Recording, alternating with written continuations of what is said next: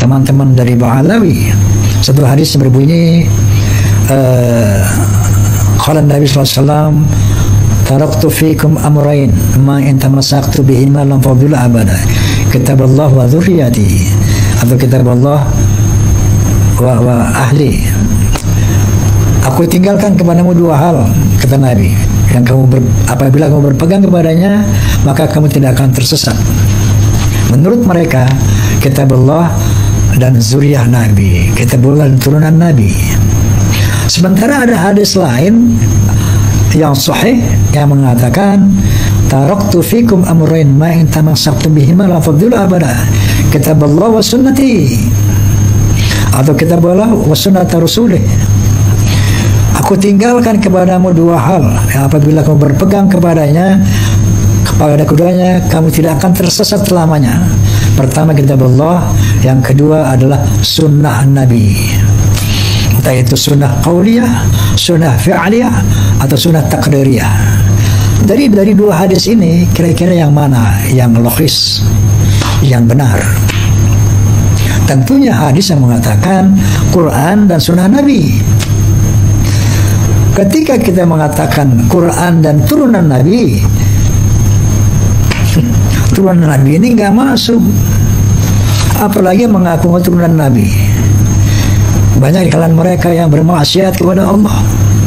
Apakah masuk akal kalau dengan berpegang kepada mereka maka kita tidak akan tersesat? Oleh karena itu hadis yang paling sahih mutawatir adalah taraktu fikum amrayni ma in tamassaktum bihima lam tadillu abada, kitaballah wa sunnati. Aku tinggalkan kamu dua hal ya, apabila kamu berpegang kepadanya kamu tidak akan tersesat selama-lamanya. Al-Quranul Karim dan sunnah Nabi make sense, masuk akal, rasional. Kalau Nabi mengatakan kitabullah wa turunanku, ini Nabi berada di nepotisme, tidak demokratis, dan itu tentu saja tidak masuk akal. Inilah barangkali teman-teman saudara-saudara kita dari para muhibbin ya, terkontaminasi oleh hadis ini selalu. Kita lagi berjuang habis-habisan lawan korupsi, saudara, lawan ketidakadilan, lawan kezaliman, lawan narkoba, lawan judi, habis-habisan. Tahu-tahu muncul ada yang mancing-mancing soal nasab. Unyil. Udah gitu ada artis dangdut berubah jadi ahli nasab. Gua nggak paham belajarnya di mana, di dalam gendang kali ya. Astagfirullahaladzim, kacau tidak? Artis dangdut belajar nasab enggak jadi mufti, ngumumin saya batalkan nasab Ba'alwi. Iye, kadalah kebun. Udah kacau nih negeri Habib Hamid. Sehingga pimpinan mereka mengatakan siapapun yang baca Quran, yang beriman Al-Quran, tapi kalau tidak cinta kepada habaib, sesat. Bagaimana status ulama? Ya, ulama warathatul anbiya. Terus bagaimana habaib? Ikuti Al-Quran tapi nggak ngikuti habaib ahlul bait Nabi, ini juga sesat. Karena hadis tadi mengatakan kalau kau berpegang kepada keduanya tidak akan sesat. Karena mereka menafsirkan bahwa yang kedua itu adalah turunan Nabi, maka mereka berani mengatakan yang tidak cinta Ba'alawi walaupun memegang Al-Quran dia sesat. Inna lillahi wa inna ilaihi raji'un. Ya mungkin hal ini yang membuat kita para muhibbin begitu tunduk kepada yang katanya turunan Nabi. Jangankan turunan yang palsu, keturunan asli pun tidak itu yang dimaksud Nabi. Kitab Allah wa sunnati, bukan zuriyati. Nah, kira-kira hal ini yang membuat kadang-kadang maksud saya yang membuat para muhibbin begitu tunduk patuh kepada para Ba'alawi. Padahal Rasulullah sallallahu alaihi wasallam bersabda, "Man fasara al-Qur'an wal hadits bi ra'yihi falyatabawa' maq'adahu minan nar." Barang siapa yang menafsirkan Al-Quran dan hadis sesuai dengan kepalanya sendiri, kehendaknya sendiri, kepentingannya sendiri, maka sama saja dengan memesan tempat di neraka. Udah gitu ada pakar ahli ikan nila. Udah tahu ikan nila? Dia pakar dari BRIN, Toto tampil sebagai pakar nasab ikan cupang. Kacau, udah kacau negeri, kacau tidak? Kacau tidak? Assalamualaikum warahmatullahi wabarakatuh. Dulu tuh pernah kan Hanif Alatas tuh mengharamkan tes DNA untuk utaati nasab ya, dengan ngutip perkumpulan ulama mana, linknya nggak ada, ulama siapa aja yang hadir di situ nggak disebutin itu. Kan ketarang dobos di situ Hanif Alatas. Sekarang yang terakhir si bloon Bahar Smith juga mengharamkan tes DNA itu. Jadi gini, orang seperti Bahar Smith mengharamkan tes DNA itu sama dengan maling mengharamkan CCTV itu loh. Maling mengharamkan sidik jari. Kenapa? Ya biar bisa leluasa kalau jadi maling. Nggak bisa biar nggak ada barang buktinya untuk melakukan kejahatan, kan begitu. Coba dipikir, benar nggak? Itu aja. Wassalamualaikum warahmatullahi wabarakatuh. Kayak si Imat, lu tahu Imat? Gue kira lu nggak kenal. Membatalkan nasab Pak Alwi, nah nasabnya aja nggak jelas. Ntar dibilang Imat bin Sarman, ntar dia ngaku Imat bin Sarmana, ntar jurusan lain lagi Imat bin Usman. Kita lihat saudara, datanya di SMP, saudara, datanya di SMP, begitu lihat nama bapaknya Samun. Ini bagaimana cerita nasab lu aja gak jelas. Mengutak-ngatik nasab Pak Alwi, kacau tidak? Kacau tidak? Dia bikin catatan isinya rasis, disebut tesis. Udah kacau dah. Makanya saya dukung Rabithah Alawiyah, saudara, mengundang untuk diskusi ilmiah. Setuju tidak? Setuju tidak? Bukan ini berkali-kali saudara nantangin saya, ajak Rabithah atau Mbak Alwi yang mana saja untuk berdebat 3 hari 3 malam. Wow. Di Banten ini saudara, saya punya mantu lapor, Abah Habib Hanif nih, ini ditantang berdebat nih Mbak di Banten. Sama siapa? Sama si Imat. Nantangnya bagaimana? 3 hari 3 malam. Berangkat, hadapin. Begitu datang dia lari. Ini dia nih, Imat Al-Kaburi. Udah kacau. Kacau gak? Makanya kita lihat besok nih diundang Marobito dan nggak datang lagi, saya julukin Al-Kaburi Ri. Setuju gak? Setuju gak? Geng dia saudara nantangin Mbak Alwi Boklai, disambut sama Bahar bin Smith. Emang Bahar Selon ditantangin Beklai, ya diparahanin ke kresek. Begitu diparahanin saudara, nih gengnya lari lagi. Kacau tidak? Kacau tidak? Nantang debat didatengin lari, nantang Beklai didatengin lari. Al-Kaburi Ri. Udah jangan framing lagi. Ayo kita ajakkan diskusi. Imat tidak pernah datang. Bagaimana ente yang gak mau datang? Cuma ente bikin framing, aneh gak mau datang. Begitu yang bener. Itu di Banten, yang di Banten nih aneh itu dapat screenshot dari panitia. Nih dari Rabithah Alawiyah sudah mengatakan aneh gak mau datang dan aneh gak mau utus wakil. Itu diberikan kepada saya. Ya udah, kalau nggak mau datang, nggak ngutus wakil, saya nggak mau datang. Karena di sana gimana, kita ini katanya kan udah nyari dana, banyak orang yang udah ngasih duit. Kiai, kalau misalnya ini tidak terjadi kita malu, kata panitia. Ya udah, kita bikin aja tuh apa namanya humor-humoran wakil-wakil kita yang hadir di sana itu tidak mewakili Mbak Alwi. Hanif Alatas itu mewakili diri sendiri dan dia menyatakan itu di dalam debat itu bahwa kami tidak mewakili Rabithah. Kenapa mereka tidak berani mewakili Rabithah? Karena kalau mewakili Rabithah, kalau kalah nanti udah beres tuh urusan. Kemarin juga itu di Rabithah Alawiyah mengadakan acara diskusi. Katanya saya diundang nggak mau datang. Kenapa itu saya nggak mau datang? Tanggal 7 September. Karena sebenarnya mereka diundang dulu oleh kita, bukan oleh kita, oleh Universitas Wali Songo tanggal 10 September. Saya diundang oleh Universitas Wali Songo tanggal 10 September dari perwakilan Rabithah Alawiyah diundang. Kemudian tiba-tiba kok mereka mau mengadakan dulu tanggal 7-nya sengaja. Kenapa? Kalau saya nggak datang nanti dibikin framing alasan. Ya kata saya kalau tanggal 10 kita mau diskusi, di situ aja kita tuntasin. Ngapain saya harus diskusi-diskusi sebelumnya di Rabita Alawiyah? Kan simpel. Tapi mereka bikin framing dan mukibin-mukibinnya seneng banget itu dikibulin kan dengan framing-framing itu. Nah ini jadi siapa nih dalam kesempatan ini mungkin ada yang live. Saya tidak tahu apakah ada yang live atau tidak.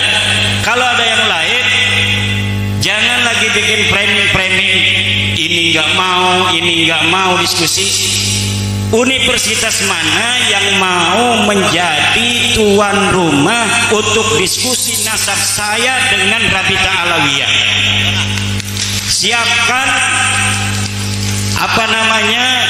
segala sesuatu yang harus disiapkan untuk terjadinya diskusi nasab antara saya dan Rabita Alawiyah dengan syarat tempatnya yaitu di kampus, dihadiri oleh para pakar sejarah, dihadiri oleh orang-orang pinter. Nggak usah ada pendukung saya, nggak usah ada pendukung Mbak Lawi,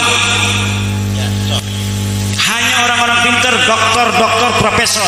Silakan di situ Pak Lawi, siapa yang mau jadikan wakil, mau 1, 2, 3, 20 silakan, saya sendirian. Ini bisa disampaikan dan ini kalimat saya, ini bisa dijadikan pegangan kalau saya tidak mau. Yang penting tempatnya di universitas. Kalau bisa yang masih dekat-dekat di Jakarta begitu ya, supaya kita nggak jauh-jauh datangnya itu.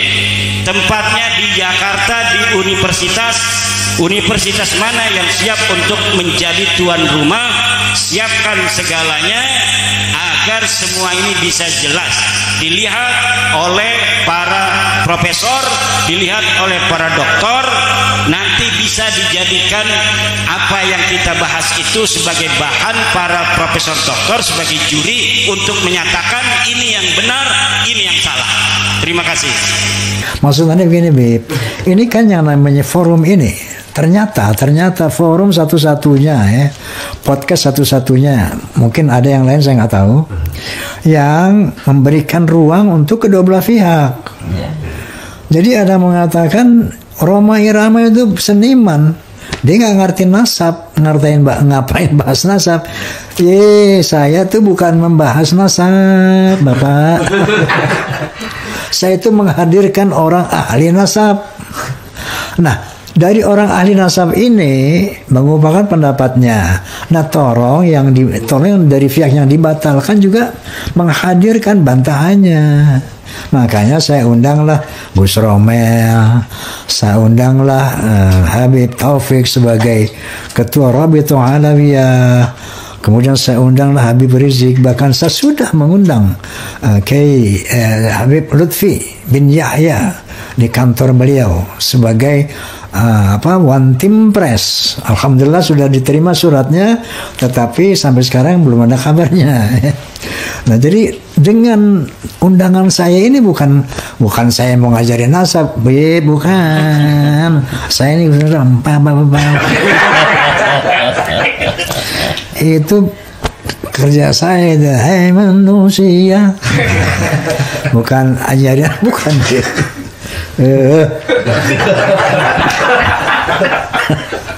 Dipelintir-pelintir begitu. Buat rumah.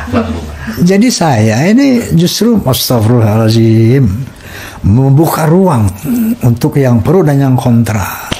Untuk apa? Untuk jelas kepada kita umat Islam dan bangsa Indonesia, siapa ini Mbak Alwi ini? Kalau turunan Nabi kita cintai habis, kalau bukan kita cintai juga. Diceritakan beliau pernah mi'raj, saudara-saudara, bertemu dengan Allah dan Al-Faqihil Muqaddam Muhammad bin Ali Ba'alawi. Imam Faqihil Muqaddam ini, saudara-saudara, beliau adalah pemuka Ba'alawi, beliau adalah pemukanya para sayyid, beliau adalah pemukanya para syarif. Beliau bernama Al-Imam Muhammad bin Ali Al-Faqihil Muqaddam. Sayyidina Al-Imam Faqihil Muqaddam, di dalam manaqib sejarah hidup beliau diceritakan bahwa Al-Imam Faqihil Muqaddam adalah orang-orang yang besar. Beliau adalah orang-orang yang hebat. Bahkan diceritakan beliau pernah mi'raj, saudara-saudara, bertemu dengan Allah dalam satu hari 70 kali, saudara-saudara. Sehingga banyak para ulama, banyak orang-orang saleh di zaman beliau, di masa beliau, berkunjung kepada beliau untuk mengambil manfaat, untuk mengambil barakah daripada ilmu-ilmu beliau.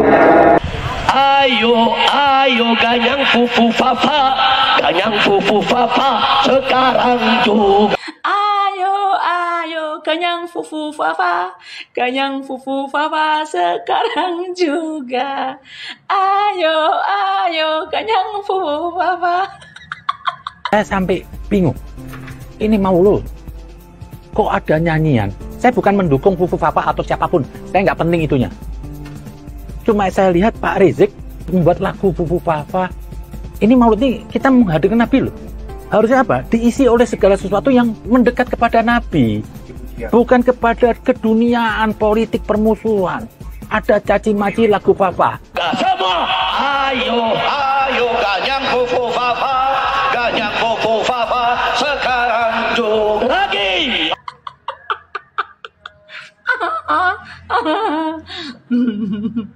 Pak Rizik, Pak Rizik. Iku jenengan lo ngapain? Pak Rizik, itu di acara mauludan. Pak Rizik, mauludan Nabi Muhammad Sallallahu Alaihi Wasallam. Sampai ingin menjatuhkan Jokowi. Saya nggak peduli mau Jokowi atau siapapun. Cuma yang mau saya pertanyakan, kenapa kok di ruang maulud tuh Anda isi dengan hal-hal yang begitu? Dulu pernah Anda lakukan kepada Nikita Mirzani itu, yang saya pernah kritisi itu. Yang Anda bilang apa? Anjing apa? Lonte apa? Itu kan nggak baik. Kok ini diulang di bulan maulud? Ayo, ayo ganyang fufu fafa, ganyang fufu fafa sekarang juga. Fufu fafa musuh demokrasi, fufu fafa penyumbur korupsi. Yang katanya kakek ente. Lo ngapain? Ngapain? Hah? Mau ganyang fufu fafa itu lo ngapain? Masih banyak orang, nggak usah ganyang fufunya fafa. Jagalah kesakralan maulud itu. Saya sudah sedih kemarin, sebelum-sebelumnya seringkali ada takbir di jalanan. Akhirnya takbir itu hilang kesakralannya. Takbir jadi yel-yel aja. Amarah orang, apa? Tidak ada dicontohkan Nabi takbir dengan yel-yel. Tidak ada Nabi bilang takbir dengan marah, muka merah untuk bunuh orang. Tidak ada. Takbir itu perwujudan